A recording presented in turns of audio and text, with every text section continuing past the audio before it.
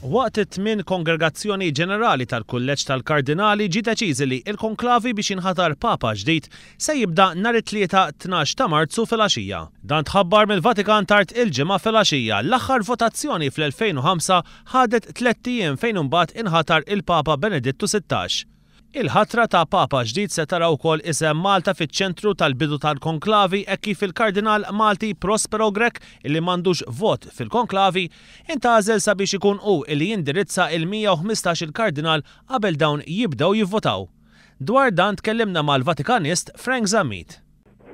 Kien ta' onur kbir għal pajjiżna għal Malta li l-eminenza tiegħu il-Kardinal Grech ġie magħżul sabiex jeżorta il-Kardinali qabel jibda l-proċess ta' tfigħ tal-ewwel vot tagħhom fl-ewwel ġurnata tal-konklavi. L-aħħar darba li ġara hekk fil-konklavi li ġielet fih il-Papa Benedittu 16 din l-eżortazzjoni kienet saret mill-Kardinal Ċek Thomas Spidlik. Kien onur kbir għall-Knisja Maltija li għaċ-ċokon ta' pajjiż bħal tagħna Malta ħatkun iċ-ċentru inizjali tal-konklavi. Hija xi ħaġa kbira u storika għal pajjiżna li ma nafx meta tista' terġa' tiġri waħda bħalha. Il-liġi kanonika tgħid li kull raġel Muhammad huwa eliġibbli li jilħaq Papa.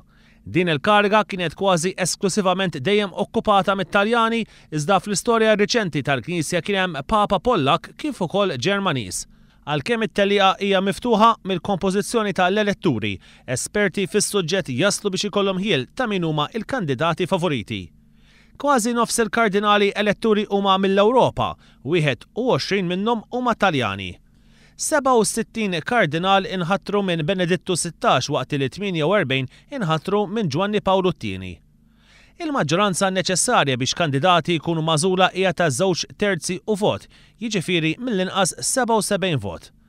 Fost l-aktar kandidati favoriti hemm Angelo Scola, kardinal Taljan ta' 71 sena li kien qrib Giovanni Paolo II kif ukoll ta' Benedittu 16, kemm mill-aspett teoloġiku kif ukoll personali fejn huwa konsidrat bħala konservattiv.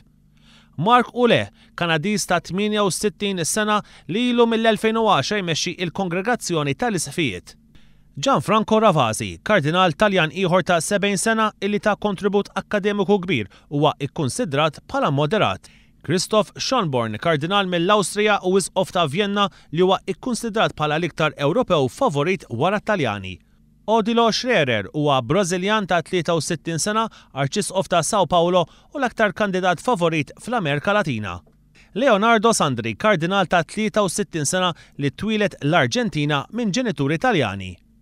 Peter Turkson għandu 64 sena, twilet il-Ghana u kien maħtur kardinal fl-2003 minn Giovanni Paolo II. Louis Tail għandu 55 sena huwa l-Isqof Filippin ta' Manila li huwa fost l-iżgħar kandidati favoriti għal din il-kariga. João Braz Davis, Brażiljan ieħor ta' 65 sena illi ra r-reputazzjoni tiegħu tikber fl-aħħar snin. U Timothy Dolan, kardinal mill-Istati Uniti ta' 62 sena illi huwa l-Arċisqof ta' New York.